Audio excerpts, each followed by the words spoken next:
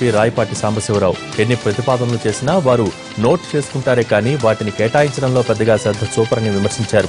విశాఖకు railway zone ఇంకా రాకపోవటానికి అధికారులే అసలు అడ్డంకని మండిపడ్డారు రాయపాటి. మొదట జోన్ ప్రకటిస్తే ఆ తర్వాత దాన్ని విశాఖకు మార్చుకోవచ్చని అన్నారు Rayapati. The officials are more powerful than the minister or prime minister. This is take it granted. Why we are not getting for our chief minister 10 times he has spoken about Visakhapatnam zone. Why it was not sanctioned? Tell me. Why it was not sanctioned? He met the prime minister, he met the railway minister several times. Railway board chairman అందరితో మాట్లాడారు కానీ ఎందుకు కావట్లేదు? కారణం ఇది. Railway board officials కానివ్వండి, board మెంబర్లు కానివ్వండి, బోర్డు కింద ఉన్న స్థాయిలో ఉన్న వ్యక్తులు కానివ్వండి, ఆ ఈస్ట్ కోస్ట్ రైల్వే జోన్ నుంచి తీయటానికి గతంలో సుబ్రహ్మరెడ్డి గారు, మేడం పురంధేశ్వరి గారు 10 సంవత్సరాలు కష్టపడ్డారు. ఇంచు కూడా కదలదు అక్కడ. అది కదలింది ఇక్కడ రాదు జోను. కాబట్టి ఎందుకంటే నేను చెప్తుంది ఏంటంటే ప్రస్తుతానికి టెంపరీగా మరి మా ముఖ్యమంత్రి గారు కోపం వస్తుంది నేను మాట్లాడితే, అయినా సరే నేను మాట్లాడుతున్నాను. ముందు జోన్ అనౌన్స్ చేయండి. విజయవాడలో పెట్టుకోండి, గుంటూరులో పెట్టుకోండి, లేకపోతే ఏలూరులో పెట్టుకోండి, ఎక్కడో చోట పెట్టుకోండి. ముందు శాంక్షన్ చేసిన తర్వాత నిదానంగా వాళ్ళని కన్విన్స్ చేసి ఆఫీసర్ని తీసుకురావడానికి మంచి అవకాశం నా ఉద్దేశం. మరి నోబడి యాక్సెప్ట్ మై ప్రపోజల్. ఎందుకంటే వాళ్ళకి ఎవరికి ఇష్టం లేదు. ఎందుకంటే జోన్ అక్కడే అంటారు. మా వాళ్ళు అక్కడ వాళ్ళు పట్టుబట్టారు. సీఎం గారు మనసులో వేసి పారేశారు. విశాఖపట్నం జోన్ ఎంత సాధ్యంగాని పని అడుగుతున్నారు వాళ్ళు. అయినా సరే అసాధ్యం కానీ దాన్ని సాధ్యం చేయడానికి ట్రై చేస్తున్నాం మేము. నా ఉద్దేశం ఏంటంటే ఇది కనుక ఇంకో సంవత్సరం కనుక ఎట్లా గడిస్తే అది కాస్త కూడా హుళక్ అయిపోతాయి. మళ్ళీ తిరుగు టపాలో ఉంటాం మనం. Railway board officials are more powerful than the minister or prime minister. This is take it granted.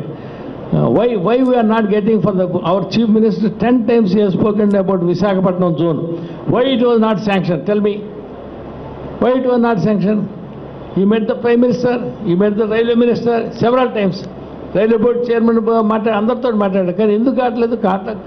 కారణం ఇది. రైల్వే బోర్డు అఫీషియల్స్ కానివ్వండి, బోర్డు మెంబర్లు కానివ్వండి, బోర్డు కింద ఉన్న స్థాయిలో ఉన్న వ్యక్తులు కానివ్వండి, ఆ ఈస్ట్ కోస్ట్ రైల్వే జోన్ నుంచి తీయటానికి గతంలో సుబ్రహ్మరెడ్డి గారు, మేడం పురంధేశ్వరి గారు 10 సంవత్సరాలు కష్టపడ్డారు. ఇంచు కూడా కదలదు అక్కడ. అది కదలింది ఇక్కడ రాదు జోను. కాబట్టి ఎందుకంటే నేను చెప్తుంది ఏంటంటే ప్రస్తుతానికి టెంపరీగా మరి మా ముఖ్యమంత్రి గారు కోపం వస్తుంది నేను మాట్లాడితే, అయినా సరే నేను మాట్లాడుతున్నాను. ముందు జోన్ అనౌన్స్ చేయండి. విజయవాడలో పెట్టుకోండి, గుంటూరులో పెట్టుకోండి, లేకపోతే ఏలూరులో పెట్టుకోండి, ఎక్కడో చోట పెట్టుకోండి. ముందు శాంక్షన్ చేసిన తర్వాత నిదానంగా వాళ్ళని కన్విన్స్ చేసి ఆఫీసర్ని తీసుకురావడానికి మంచి అవకాశం నా ఉద్దేశం. మరి నోబడి యాక్సెప్ట్ మై ప్రపోజల్. ఎందుకంటే వాళ్ళకి ఎవరికి ఇష్టం లేదు. ఎందుకంటే జోన్ అక్కడే అంటారు. మా వాళ్ళు అక్కడ వాళ్ళు పట్టుబట్టారు. సీఎం గారు మనసులో వేసి పారేశారు. విశాఖపట్నం జోన్ ఎంత సాధ్యంగాని పని అడుగుతున్నారు వాళ్ళు. అయినా సరే అసాధ్యం కానీ దాన్ని సాధ్యం చేయడానికి ట్రై చేస్తున్నాం మేము. నా ఉద్దేశం ఏంటంటే ఇది కనుక ఇంకో సంవత్సరం కనుక ఎట్లా గడిస్తే అది కాస్త కూడా హుళక్ అయిపోతాయి. మళ్ళీ తిరుగు టపాలో ఉంటాం మనం. Railway board officials are more powerful than the minister. Rayapati comments కి సంబంధించి మరిన్ని వివరాలు మా ప్రతినిధి హరీష్ అందించడానికి సిద్ధంగా ఉన్నారు. హరీష్, రాయపాటి వ్యాఖ్యల కారణం ఏంటి? దీనిపై ఎలాంటి చర్చ సాగుతోంది? గత కొన్ని సంవత్సరాలుగా రైల్వే అధికారులతో ప్రజాప్రతినిధులకు సంబంధించినటువంటి సమావేశాలు జరుగుతున్నాయి. అయితే ఆ సమావేశాల్లో కూడా ఎటువంటి నిర్ణయాలు కూడా అమలు కానటువంటి పరిస్థితి. ప్రజాప్రతినిధులు ఇచ్చినటువంటి ప్రతిపాదనలకు విలువ లేకుండా పోవడంతో ఇప్పటికే ఎంపీలందరూ కూడా తీవ్ర అసంతృప్తిగా ఉన్నారు. అయితే ఉదయం నుంచి ప్రారంభమైనటువంటి సమావేశానికి విజయవాడ ఎంపీతో పాటుగా మచిలీపట్నం ఎంపీ ఇద్దరు కూడా హాజరు కాలేదు. అయితే ఈ వ్యవహారం మీద అధికారులతో గతంలోనే చర్చించారు. జరిగినటువంటి సమావేశాల్లో తీసుకున్నటువంటి నిర్ణయాలు అమలు ఎందుకు జరగలేదని చెప్పి ప్రశ్నించడంతో అధికారులు కూడా ఎవరు స్పందించకపోవడంతో ఏ నిర్ణయం తీసుకున్నా కూడా బోర్డుకి పంపిస్తున్నాం అన్నట్టు ఒకే ఒక సమాధానం ఇస్తున్నారు. దీని మీద ఎవరు అసంతృప్తిగా ఉండే ఇద్దరు ఎంపీలు హాజరు కాలేదు. అయితే సమావేశానికి హాజరైనటువంటి రాయపాటి మాత్రం తన అసంతృప్తి వ్యక్తం చేశారు. సమావేశం మధ్యలోనే బయటకు వచ్చేశారు. అధికారులకు ఎన్నిసార్లు చెప్పినా కూడా ఒకటే మాట చెప్తున్నారు, రైల్వే బోర్డుకి పంపిస్తామని చెప్పి చెప్తున్నారు. కానీ ఆ నిర్ణయాన్ని ఎక్కడ కూడా అమలు అవ్వట్లేదు. ప్రజాప్రతినిధులకి లేకుండా పోయింది. ప్రజాప్రతినిధుల ప్రతిపాదనలు అమలుకి అవ్వకపోవడంతో ప్రజలు మమ్మల్ని చెప్పుతో కొట్టేటువంటి పరిస్థితి ఉందని కూడా రాయపాటి లాంటి వ్యక్తి వ్యాఖ్యానించడం కొంత కలకలం రేపింది. ఇంకోవైపు చూస్తే కనుక సీఎం ని రైల్వే జోన్ కి సంబంధించినటువంటి వ్యవహారంలో సీఎం ని కూడా తప్పుతావు పట్టించే విధంగా అధికారులు వ్యవహరిస్తున్నారు. అధికారులు రైల్వేకి సంబంధించినటువంటి ఉన్నతాధికారులు ఎవరైతే ఉన్నారో వాళ్ళు ప్రధానమంత్రి కన్నా పవర్ఫుల్ గా మారారు. వాళ్ళు ఎవరి మాట వింటలేదు అన్నటువంటి సంచలన వ్యాఖ్యలు కూడా రాయపాటు చేయడంతో అధికారులు కూడా విశ్వయానికి తాము ఇచ్చినటువంటి ప్రతిపాదనలు విలువ లేదన్నటువంటి ఆవేదన ఒకవైపు, ఇంకోవైపు రైల్వే జోన్ కి సంబంధించి అధికారులు తప్పుడు సమాచారం ఇస్తారు, చంద్రబాబు నాయుడు సహా అందరినీ కూడా తప్పుదోవ పట్టిస్తున్నారు అన్నటువంటి ఆవేదన వ్యక్తం చేసినటువంటి నేపథ్యంలో రైల్వే ప్రజాప్రతినిధులతో నిర్వహించినటువంటి సమావేశం అత్యంత చర్చనీయాంశంగా మారినటువంటి పరిస్థితి. అయితే హరీష్, కేశినేని కొనకళ్ళ హాజరు కాకపోవటానికి ప్రధాన కారణాలని చూడొచ్చు.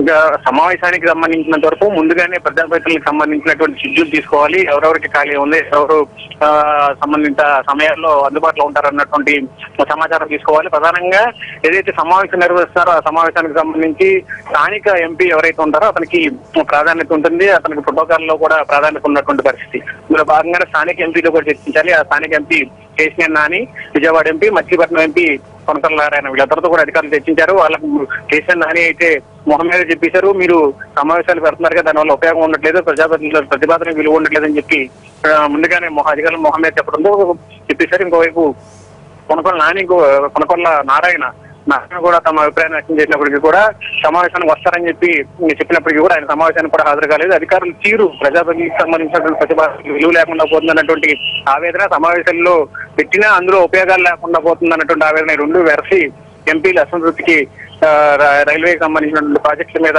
ఉన్నటువంటి అభివృద్ధికి సంబంధించినటువంటి వ్యవహారం చాలా కీలకంగా మారినటువంటి పరిస్థితులు. Thank you Harish.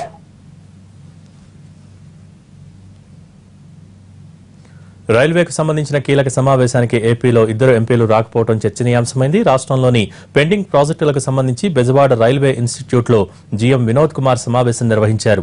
దీనికి దక్షిణ మధ్య రైల్వే పరిధిలోని 16 మంది ఎంపీలను ఆహ్వానించారు. ఈ మీటింగుకు వైసీపీ ఎంపీలు వైవి సుబ్బారెడ్డి, మేకపాటి రాజమోహన్ రెడ్డి, అవినాష్ రెడ్డి, మిథున్ రెడ్డి హాజరయ్యారు. అలాగే టీడీపీకి చెందిన ఎంపీలు జేసీ దివాకర్ రెడ్డి, నిమ్మల కిష్టప్ప, మురళీమోహన్, మాగంటి బాబు తదితరులు హాజరయ్యారు. అయితే కేశినేని నాని, కొనకళ్ళ నారాయణ కీలకమైన ఈ భేటీకి హాజరు కాకపోవడం చర్చనీయాంశమైంది. అధికారుల తీరు వల్లే గైరు హాజరైనట్టు ప్రచారం